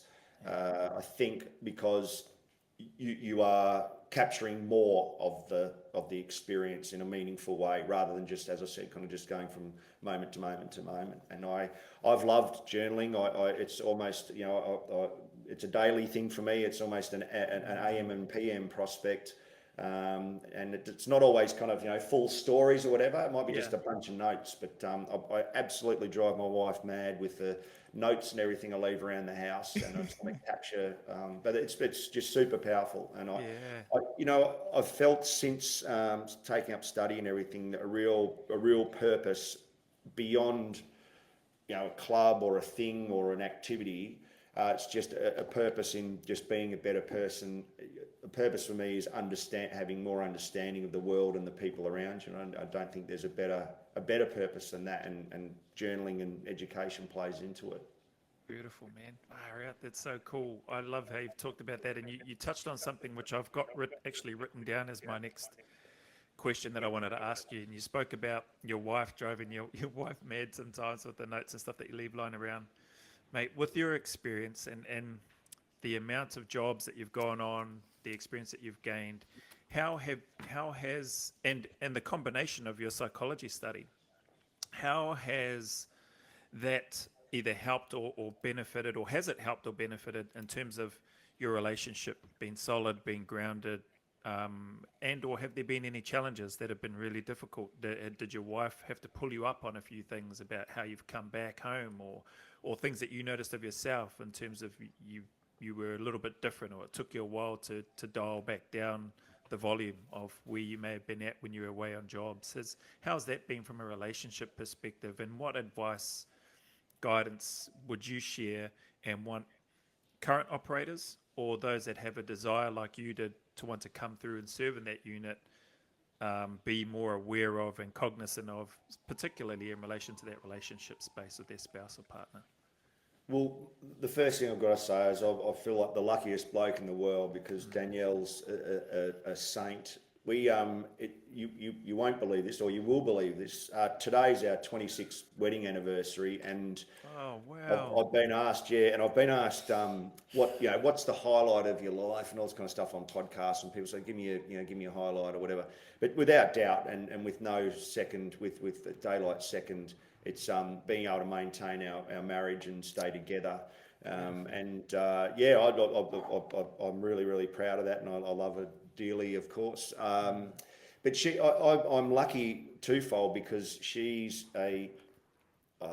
she's probably stronger than me and more resilient, and she's been able to maintain the family and the home and all of the stuff that goes when you're spending, sometimes 10 months of the year away at times. I know there was an 18-month period I went through where we were away for 14 months.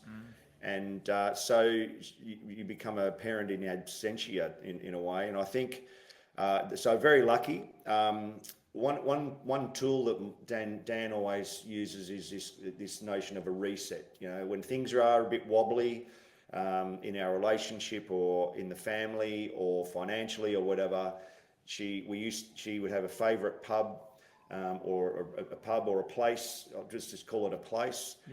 Where we would go, and she would verbalise it. She'd say, "All right, we need a reset," and it kind of, I don't know, it disarms you a little and says, "Yep, I think you're right," and you meet there, ground.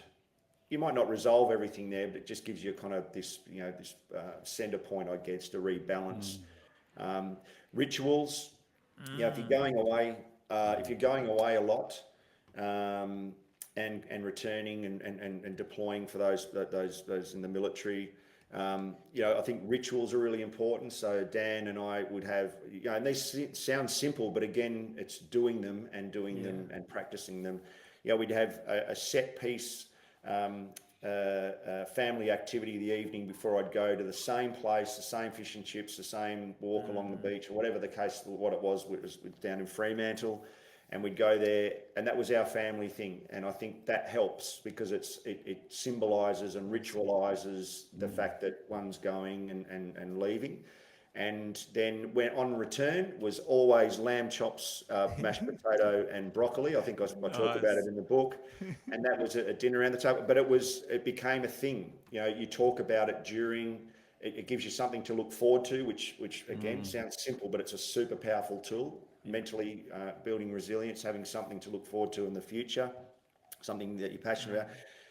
So those rituals, and then and there's other things as well. I had no mates or family around no family and mates for 4 and 7 days respectively, and so on.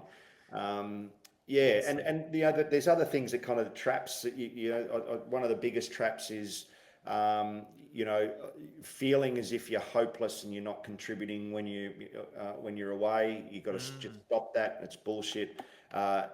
Cutting some, sometimes I'd ring my kids up from overseas. You have one phone call and you'd have 2 minutes, and they didn't want to speak to you because Bugs Bunny was on telly, So they're the things that you talk to people about and prepare them, and it's not a shock when it happens and it doesn't send you in a kind of mental, negative spiral. So feeling worthless and so there's lots, mate, but I'm very lucky, Joe, to have Danielle, and I definitely wouldn't have been able to kick on along the way without her. So it's a real part. She served with me. She should have a medal. I think the government should strike a medal for partners That's a great point. That is a great point, man. Thank you so much, man, and congratulations, man. 26th wedding anniversary, and That's awesome. Have the privilege of having some of your time, mate. We're far out, and we're not finished yet. Sorry, still got some more questions. That's all right. I've got the big surprise sorted for tonight, so plenty of cookies in the cupboard there. Awesome, man. Far out, beautiful. Sorry, Brian. Jump. Yeah, I think it's just going back a little bit. I mean, well, first of all, that is awesome. I mean, Moff, that just to hear that, and we've probably seen or heard or stories of relationships just disintegrating because of time away and all those things. But I love how you said reset and rituals is just such a powerful, simple but powerfully wonderful way to be able to as you said, look forward to things. But something I wanted to touch on was something we started to talk about a little bit before, and it's around that I guess around hardwiring and your thought processes and your mindset. And I'm minded of this because Joe and I had a conversation this morning. Sorry to drop you in on this, bro, but we were talking about there's a podcast he did with again genuine Dion Jensen, and Dion gave him a scenario, and Joe interpreted that as a warning order, and it was about hikers. So I'm sure Joe can fill in the gaps with that. So and he's talking about you're going to that SMEAC, and you got an OP, and it's about 500 meters from a group or a potential I think, drug people or something, with hikers, and Joe automatically saw the hikers as a threat. Uh, and when Dion deconstructed that, he goes, well, why did you see them as that? And because then he said, well, we have certain skill sets, but we're hardwired, and it's really hard to break down the hard wiring from a military perspective. So I'm just wondering, since you've left the unit and left the military, do you find that you still have a lot of that hard wiring? Like you come across a situation and boom, automatically my response is X, or I see this X, or I see a scenario starting to evolve on my periphery, and you can almost see what's going to come. Do you still have that kind of thinking or that mindset still happening in your space? Yeah, Brian. It's an insightful point. You do, and that's part of the transition out of defence. So, concrete example: high vigilance. So seeing threats. They're not threats, but you find yourself thinking of them as threats. Or if that bloke does that, or if what's happening here, even just getting around the street, looking at traffic and cars. What happens if that car spins and there's children there? Whatever, there's kind of this narrative playing in your head of a deeper level of threat awareness and threat analysis, if you like, and certainly you bring your planning brain, to those types of scenarios, and your military experience, there's all these overlays of actions on. What if this happens? Because that's your whole life in the military, is just what actions on. This is the plan, but it'll all go wrong, and these are the million ways it can go wrong. So we've got a list of actions on, and so there is that, and it's known as high vigilance in the kind of psychology world, and hypervigilance in people who might suffer mentally from it, because it can catch up with you. And so it takes a long time to come down from that. And I use a term called tapering, not rather than transition. You've got to allow yourself to taper out of service. It may take 5 or 10 years, and you've got to again apply some rational thinking to all of this. And as you catch yourself being hyper vigilant, seeing the threat where there isn't one, or assessing anger or frustration where there isn't, or responding inappropriately to a situation, like over responding, being angry where you don't need to be angry, or being super defensive where you don't need to be, because civilians are pretty laid back and cool. That takes a little bit of mindfulness to kind of just catch yourself and go, yeah, chill out. The commentator in your head, you've got to have a chat back to them occasionally and say, shut the fuck up. There's nothing here. That's if for those people who suffer with hypervigilance as part of a mental health issue, you really need to go and see someone. If all you're doing is assessing threat and you're frustrated and angry a lot of the time because of that or related to that, then you need to go and have a more structured approach to how you unwind that and unfurl that. Awesome. But that's not to say not all military kind of hard wiring is, you want it to peter out and you want it to kind of, so you can relax. But there's some good things in there as well. I think there's a lot of thinking and a lot of discipline and a lot of methodologies and even language that I've worked out whilst I'm trying to civilianise. I don't want to let that go, because it's good fun and it works. Yeah. Oh, beautiful. That's awesome. Thank you for sharing that. 100%, Moff. Thank you. I wanted to ask, and sorry for skipping around a bit, we haven't gotten really into cycle or your selection. I'm really keen to know and get your perspective. You did selection in 1989? 1990, yeah. 1990 did selection. Yep. What was it? That was the hardest selection ever. That's that was the last of the hardest, or of the hard ones, or was the hardest? No, it was in the, if it wasn't the hardest ever, it was in the top 3. Yeah. And how many did you start with, Moff? And how many of you finished? Do you remember? You've probably got it written down somewhere. Oh no, I don't have it written down. So we've estimated. Well, the numbers that passed in the end were 23. Yeah. So and that was by the end of Rio. And that's not including people who joined us from the previous Rio who Gotcha. injured or whatever. So, Yeah.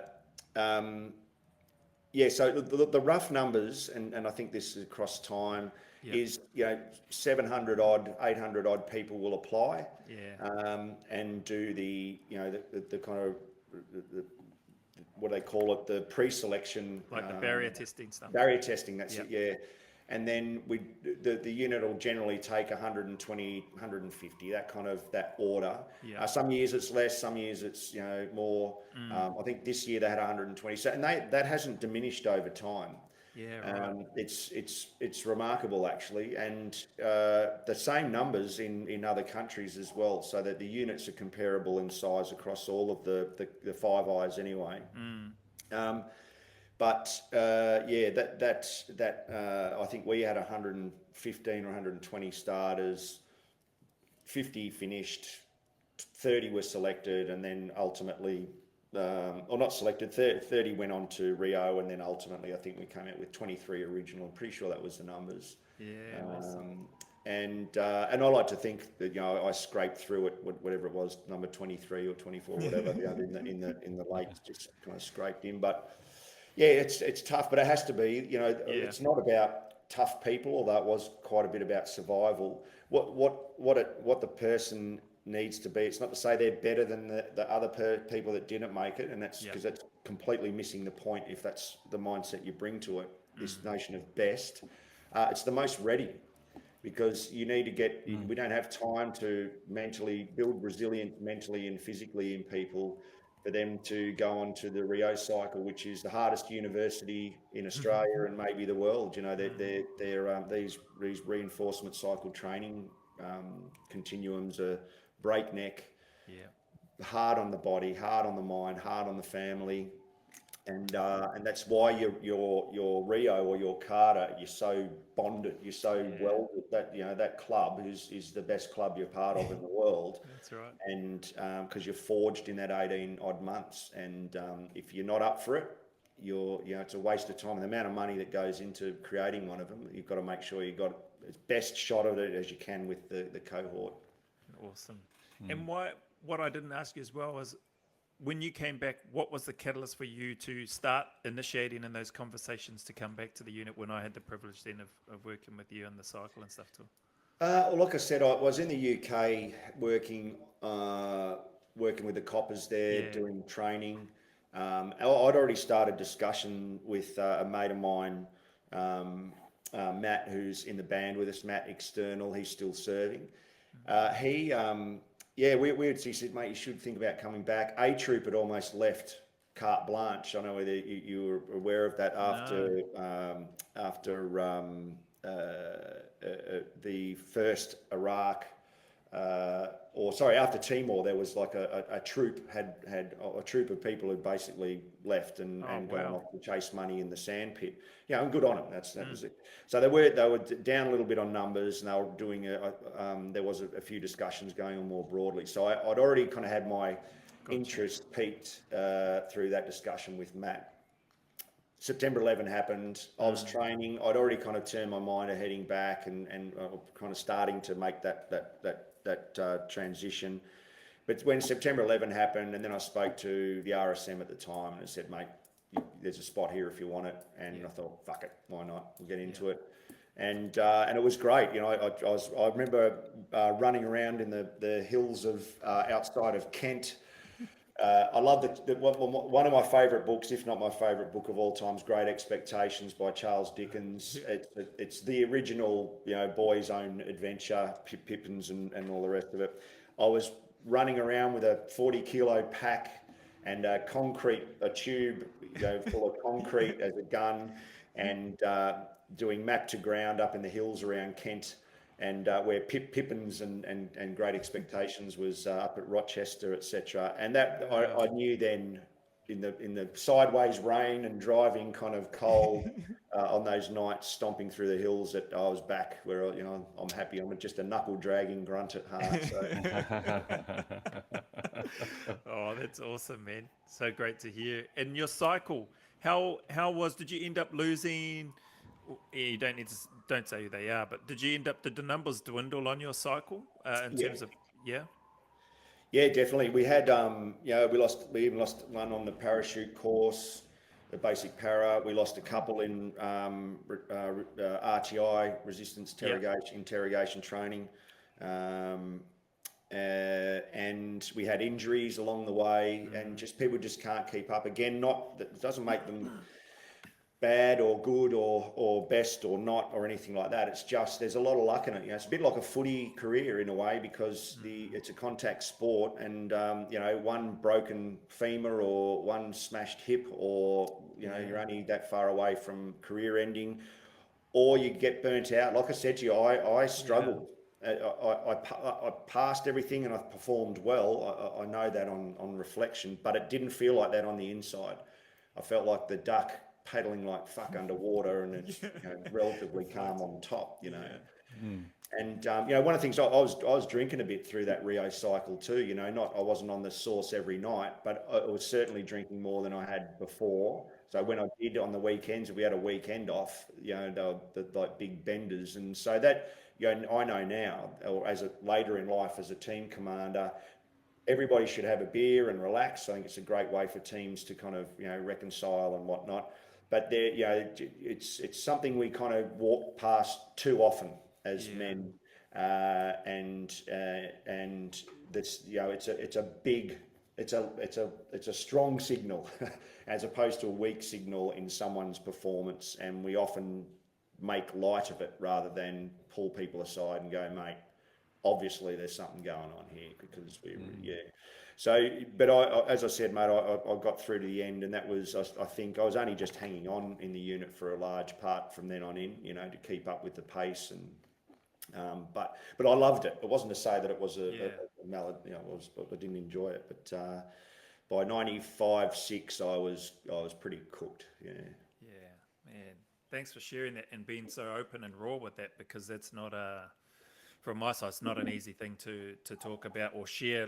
But it's great that somebody with your experience can share that, because that's a way of this podcast and your experiences paying that forward to those next lot to put their hand up and go, hey, I'm struggling here right now. I need some help. And the unit being, by the sounds of things, being more attuned to that and looking to. I like the term that Nick used last night, providing an environment to allow the bandwidth to expand for the operators to absorb more information, to take it on, and that sort of thing. So that's nice. Yeah, it's good. Yeah, I appreciate you sharing that, Moff. That's awesome. I've got another one that I want to jump in here with. So it seems to me very methodical, very prepared, and a lot of planning and preparation and stuff into the things that you've done. And I think that's obviously what sort of comes through is your mindset and process, playing armies and stuff like that, and outdoor cricket, street cricket, and then having being involved in that military environment with your dad and that sort of thing as well, and then finding your way into the unit. But also it seems like, as you touched on, you were planning things in your mind, particularly when the event with regards to the IED and that sort of thing in 2008, and then setting those things in motion, because it's not and I'm just speaking for myself, and I'm really keen to hear your thoughts on it. And I know that you've shared this about having a plan B. It's one of the things that you've talked about in your, I think it's the 6 lessons and stuff in leadership. And one of those having a plan B, and that's something that for me anyway, coming through, I didn't have any plan B. It was get into the unit and then stay there till I can't do the job anymore, or until I suck it or something, in terms of a job. So those things there, could you speak to your mindset around what advice you would give to operators that are currently serving, and or the next round of warriors that are looking to come into that unit, about the importance of looking ahead, trying to plan and be prepared? It's not to say that you're not fully committed to the unit and to the job and to the brothers that you're serving alongside with, but then there is a need. I've found there's a need, because there's a gap. If you go in there just like I was, you come out lost. I was lost for a while. So would you mind speaking around that, Moff? Because it seems like you had that pretty well organised, it seems, from my perspective. Yeah, look, I've been fortunate, but I guess upon reflection, the advice I used to give the new operators who'd come into the troop boldly, because I was always a bit older than everybody else, which was, was nice because it gave you a bit of kind of patriarchal authority to some extent. But there was a few bits of advice. One was, buy a bomb, a shitty car. Don't buy a big Mustang or anything like that because you're not going to be around to use it. Buy a house, any house, just buy one as soon as you possibly can. As soon as the bank will lend you money, get into a house. That was the other one. Invest in your partner or invest time in finding a good one that's right for you, because they are the ones that are going to hold your shit together while you're off running around. And get out and join a civilian organisation. That was number 4. Immediately, it was, I don't care if it's crocheting, cards or cricket or whatever it is, get out and have a place away from the unit. I call it kind of a third thing, if you like, away from family and work. And the last one's have a plan B, because it could happen this afternoon down the range. Your career could be over in a second. And we drive, Joy, when you in the old days or back then, it was the same when you were there. Every day you drove past the rock, and on the rocks, dozens of names of people who have died, and the 90% of them, or let's say, not 80% of them are in training. So you can lose a leg, arm, foot, whatever, an eye, in what's a very high risk training environment tomorrow. So what is your plan B? And you don't think about that when you're coming through the front gate for the first time. You don't you think about that. What do you mean? I'm going to live forever and I'm going to play 400 games. But so that discussion is explicit and apparent now in the initial weeks that people join the unit. Again, I'm really proud of the Wanderers education program. Again, I think it's a world first. I don't know of any other like it. It's for serving members, people in SAS who are in the unit, support and operators alike, and past a certain tenure of service, you can apply to have your education paid for as long as you want to hang around the unit. And I think that some people go, it's cynically will say it's just a piece of paper that doesn't get you, won't go on and become a doctor. It doesn't matter. What it does do is it gives you a platform on which to kind of be whilst you transition, or if something does go wrong, and it gives you the confidence to know that there is something afterwards. And I think that for me is a big plan B. Others have got other, but it's something you need to think about and talk about. Beautiful. Awesome. I'm wondering if when you talk about that plan B, is that also a maturity thing as well? Moff, do you see that like some of the more mature operators or more experienced operators are thinking about, okay, where am I heading to next? Whereas you get the gun ho younger ones come through and they go, show me my rifle, show me the range, show me when am I going to get deployed? Yeah, they're thinking like kind of like here, not out there. Did you find that? Did you strike that kind of mentality? Yeah, definitely. So back in the first part of my career, that's probably how it was. The young bulls just came in and ran all day, and you could talk to them and say, I remember seeing you saying to us, don't rely on your bloody field pay, you're not going to get it forever, and blah blah blah. Don't. Yeah. But you didn't listen. You didn't care. You just wanted to do SAS stuff and get on with it. But now I'm happy to say, since they've got a more deliberate approach to human performance inside the military, which is more holistic kind of look. The new people that come, they don't get an option.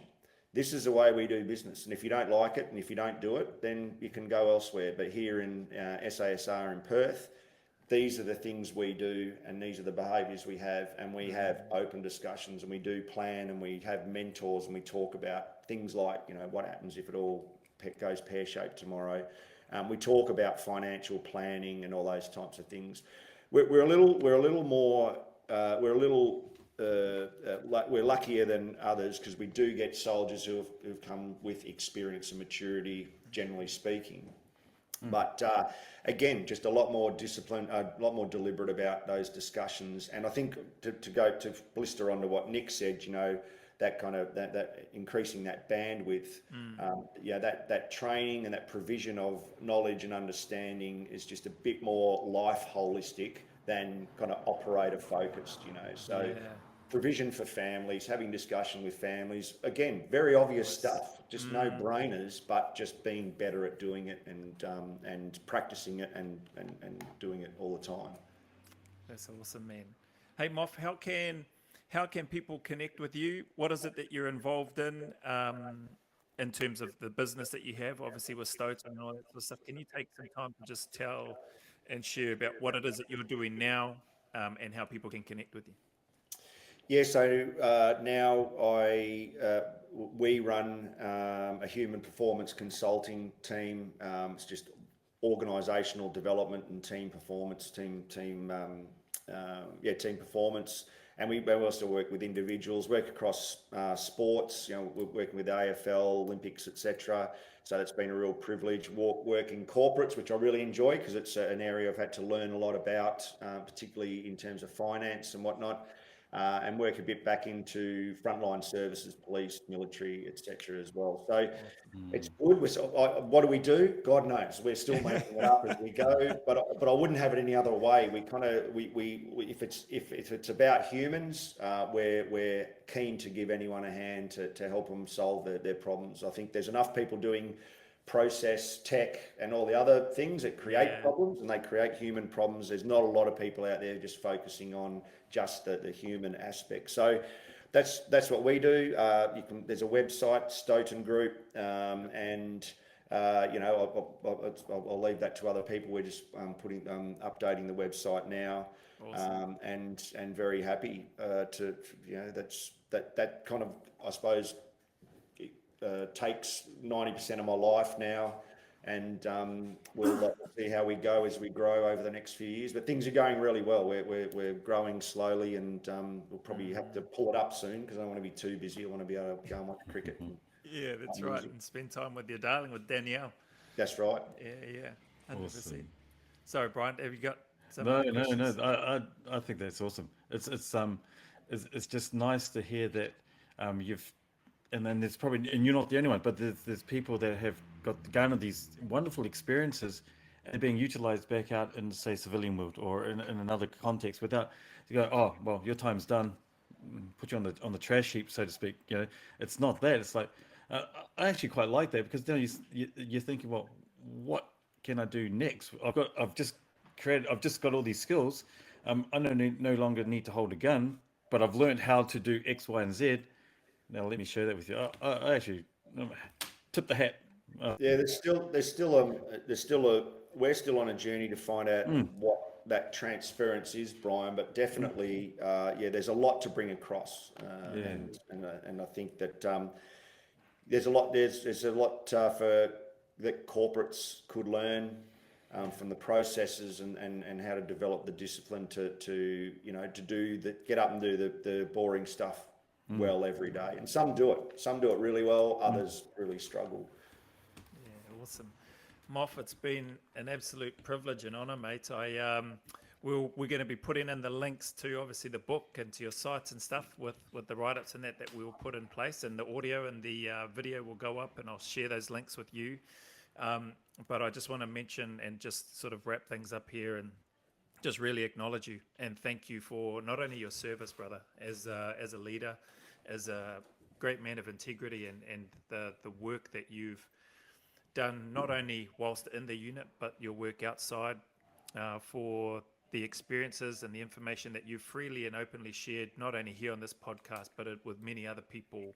I know that I've taken a lot from the stuff that I've been able to have a look at and listen to, but also the really wonderful memories that I have of you during the short time that I was lucky enough to be with you on the cycle, the things that you taught me and how you put me and kept me on my toes, and as well as the rest of us at that time, and just the way that, you know, somebody who I have the utmost respect for in terms of Nick Caldwell, he speaks so highly of you, and so Yeah.